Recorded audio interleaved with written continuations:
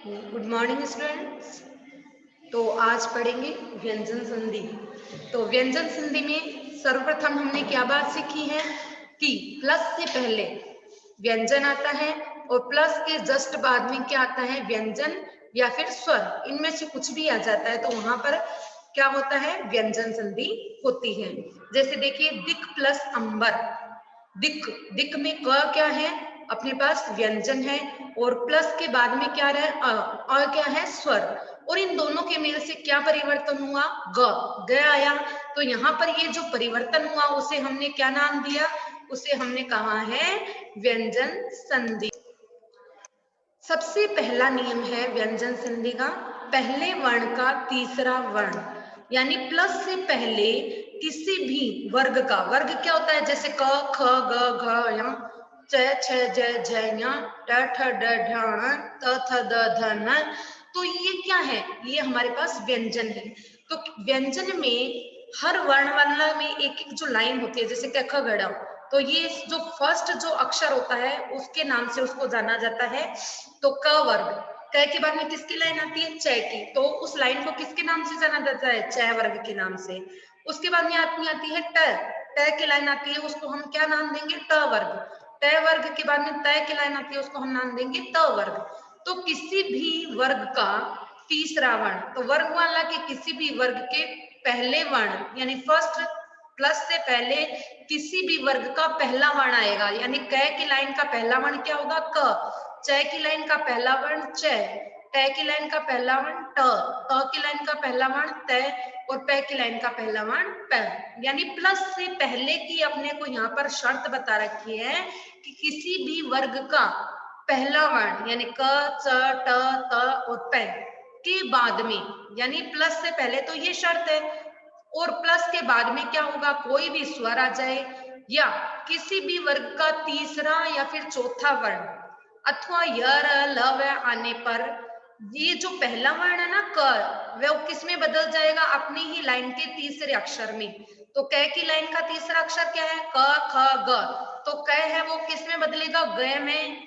च की लाइन का तीसरा वर्ण क्या है, च छ ज, तो च किस में बदलेगा, ज में। ट की लाइन का तीसरा वर्ण क्या है, ट ठ ड, ये ड में चेंज होगा। त है वो किस में चेंज होगा, त थ द। त का तीसरा अक्षर क्या है, त थ द, द में चेंज होगा।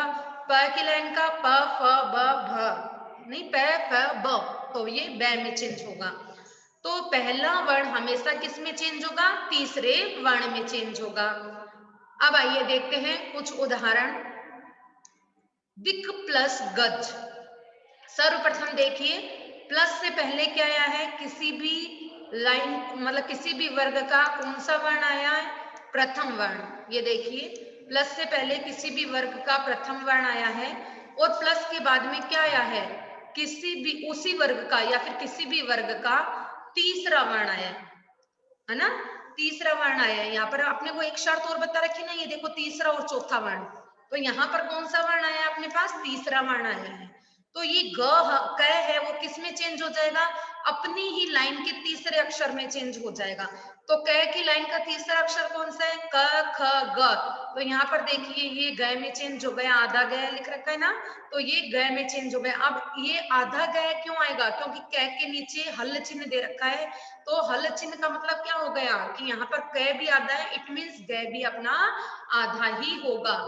नेक्स्ट देखिए आप, वाक प्लस ईश। तो देखिए वाक किसी भी वर्ग का पहला अक्षर है, वाक प्लस, प्लस के बाद में अपने को क्या क्या शर्तें बता रखी थी, एक तो किसी भी वर्ग का तीसरा चौथा वर्ण हो, या फिर य र ल व हो, या फिर कोई भी स्वर हो। तो यहाँ पर अपने पास तीसरा चौथा वर्ण तो नहीं है प्लस के बाद में, य र ल व है भी नहीं है, लेकिन यहाँ पर अपने पास स्वर है। तो क्या कंडीशन होगी, ये जो क है वो किस में चेंज होगा, अपनी ही लाइन के तीसरे अक्षर में। तो अपनी ही लाइन का, इसकी लाइन का तीसरा अक्षर कौन सा है, क ख ग ना, क की लाइन का तीसरा अक्षर क्या होगा, ग। तो ये ग आ गया हमारे पास में, और ग में ई की, बड़ी ई की मात्रा जोड़ने से क्या बना, गी, तो शब्द क्या बना, वागीश। वाक प्लस ईश, वागीश। ये आगे देखिए दिक प्लस अंत, यहाँ पर भी ऐसा ही है, क है वो ग में चेंज हो रहा है, यानी क की लाइन का तीसरा अक्षर क है। तो दिक प्लस अंत, तो क है वो किस में चेंज होगा, ग में, और प्लस के बाद में क्या चीज आई है, हमारे पास स्वर आया है। तो दिक प्लस अंत, क का तीसरा अक्षर क्या होगा, ग, तो दिगंत। दिक प्लस भ्रम, तो दिक है, क है वो किस में चेंज होगा, क ख ग में चेंज होगा, तो क्या बनेगा, दिग्भ्रम। आगे देखिए उदाहरण, ट का ड बनाना। ट का ड कैसे बनता है, देखिए षट प्लस दर्शन।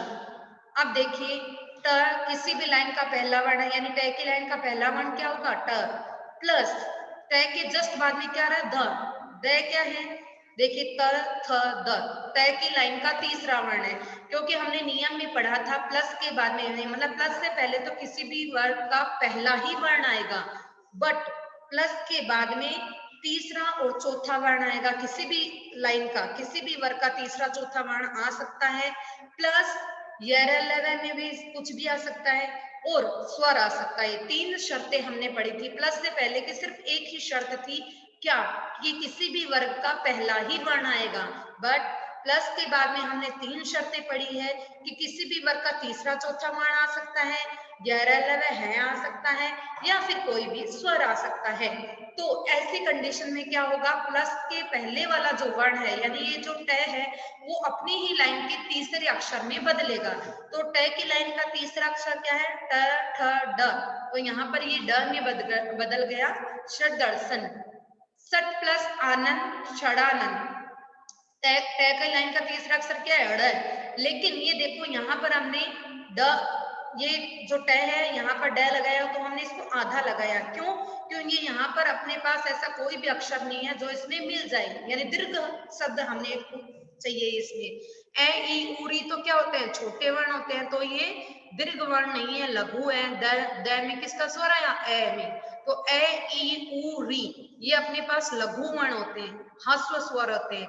और दीर्घ स्वर कौन से होते हैं, आ। देखिए यहाँ पे षट प्लस आनंद, अब ट का ड, आधा ड तो बन गया, बट आ उसके साथ मिलने से क्या बन गया, डा, पूरा डा बन गया, तो षडानंद।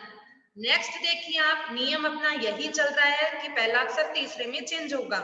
अब तय है वो द में चेंज होगा। देखिए तय की लाइन का तीसरा अक्षर कौन सा है, त थ द, तो देखिए सत प्लस गुण, ग, ग किसकी लाइन का तीसरा वर्ण है, क की लाइन का, तो प्लस से पहले किसी भी लाइन का, किसी भी वर्ग का पहला वर्ण आया है, तो तय की लाइन का तीसरा वर्ण देखो चेंज करने के बाद में त थ द, तो सदगुण। नेक्स्ट देखिए सत प्लस धर्म, सद धर्म, तय को तीसरे अक्षर में चेंज कर दो, और यहाँ पर देखिए प्लस के बाद में क्या नियम आ रहा है, ध किसकी लाइन का तीसरा वर्ण है, त थ द ध, यानी तय की लाइन का चौथा वर्ण है। यहाँ देखिए हमें नियम के अकॉर्डिंग बता रखा था कि या तो तीसरा वर्ण आ जाएगा, या फिर चौथा आ जाएगा, या फिर है आ जाएगा, या फिर कोई भी स्वर आ जाएगा। ये तीन कंडीशन हमें दी थी, ये तीनों हमें देखते हुए चलना है कि किस नियम में कौन सी सही बैठ रही है। तो यहाँ पर देखिए धर्म है वो किसी भी वर्ग का चौथा वर्ण है, किस वर्ग का, तय की लाइन का, त थ द ध, तो चौथा वर्ण हो गया। यहाँ पर तय का क्या बन जाएगा, द, त थ द, सद धर्म। सत प्लस आचार, सदाचार। सत तद, तत् प्लस भव, तद्भव। नेक्स्ट देखिए उत प्लस घाटन, उद्घाटन। सत प्लस आशय, सदाशय। जगत प्लस अंबा, जगदम्बा। जगत प्लस ईश, जगदीश। अप प्लस ज, अ, अप, मतलब प का तीसरा वर्ण कौन सा है, प फ ब, तो प है किस में चेंज हो जाएगा, ब में, अब्ज।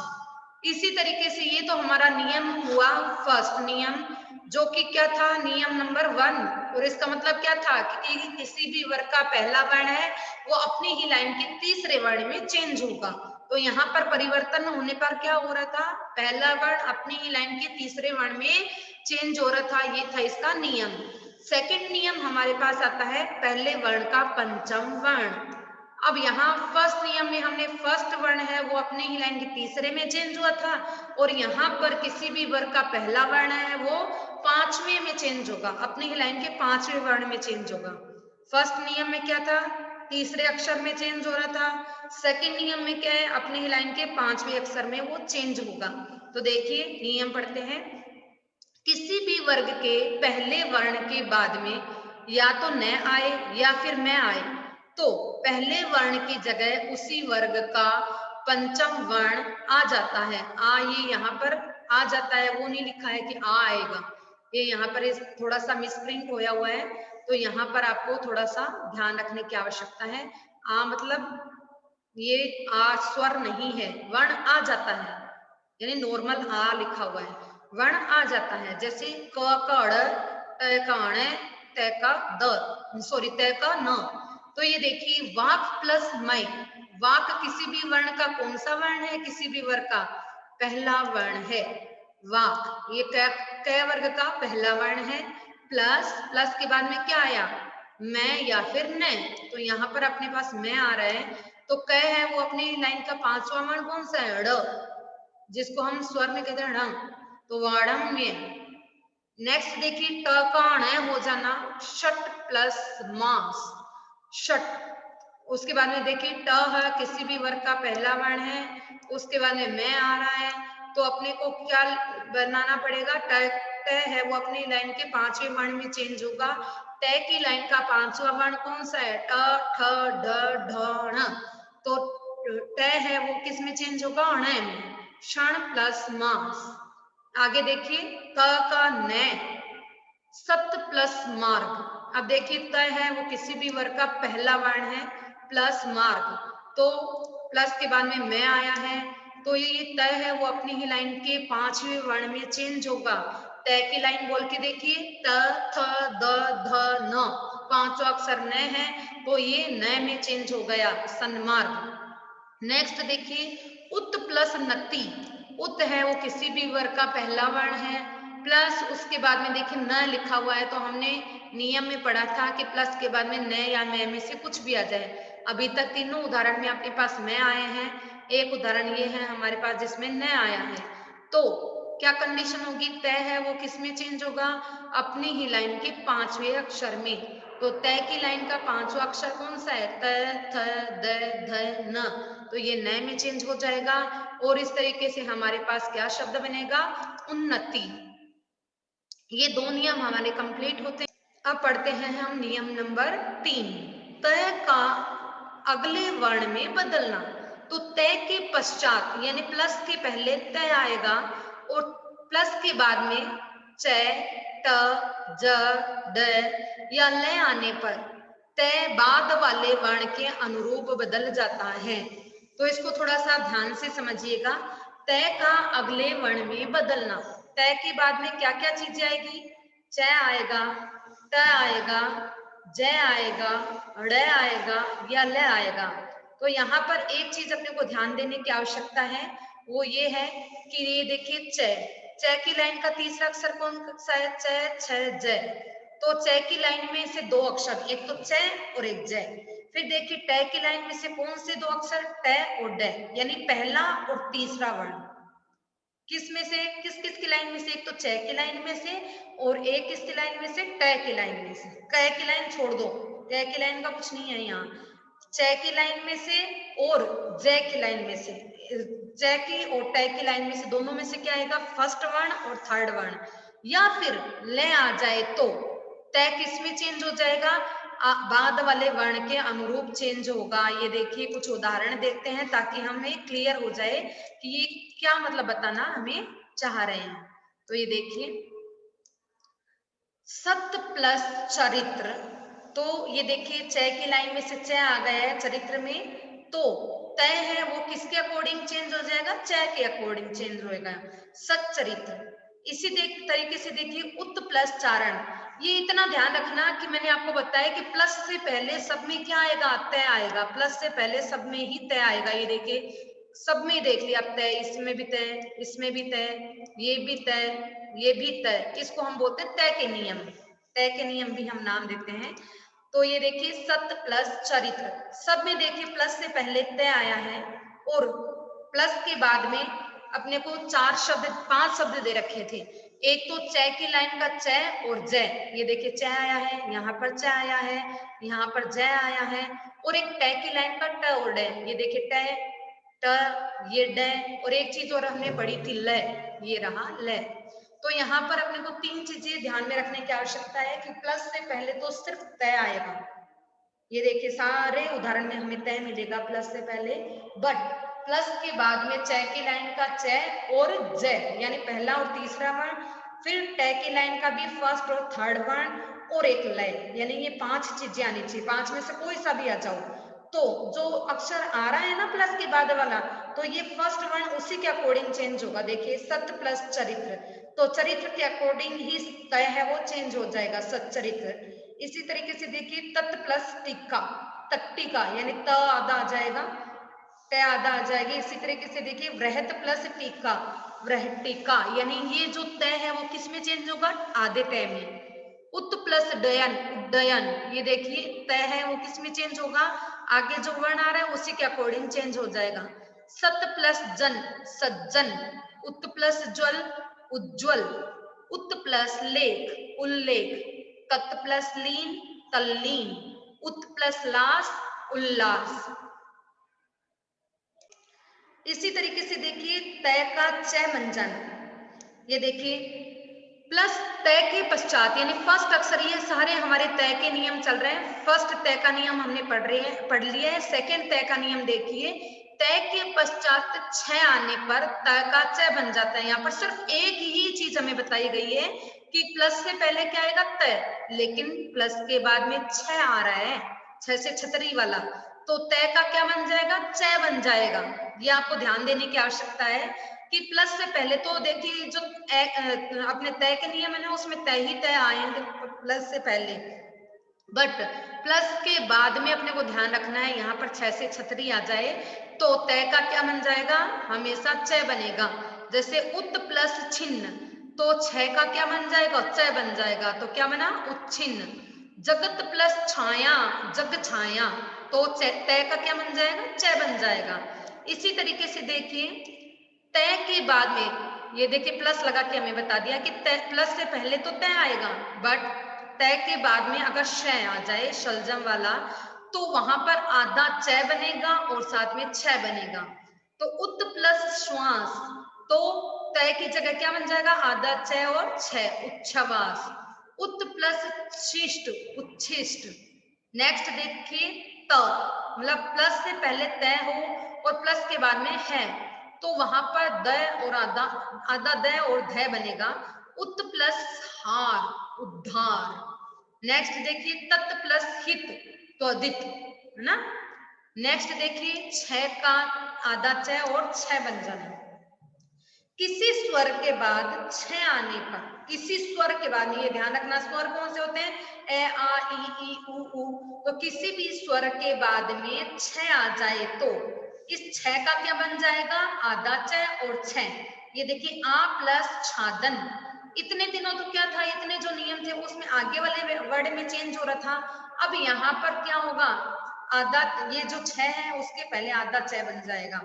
आ प्लस छादन, अच्छादन। छत्र प्लस छाया, छत्र छाया। वी प्लस छेद, विच्छेद। अनु प्लस छेद, अनुच्छेद। एक चीज ध्यान देने की आवश्यकता है कि जहां पर छ आया है, किसी भी स्वर के जस्ट बाद में छ से छतरी वाला है, तो छतरी से पहले क्या बन जाएगा, आधा च बन जाएगा। अनु प्लस छेद, अनुच्छेद। वी प्लस छेद, विच्छेद। छत्र प्लस छाया, छत्र छाया। आ प्लस छादन, आच्छादन।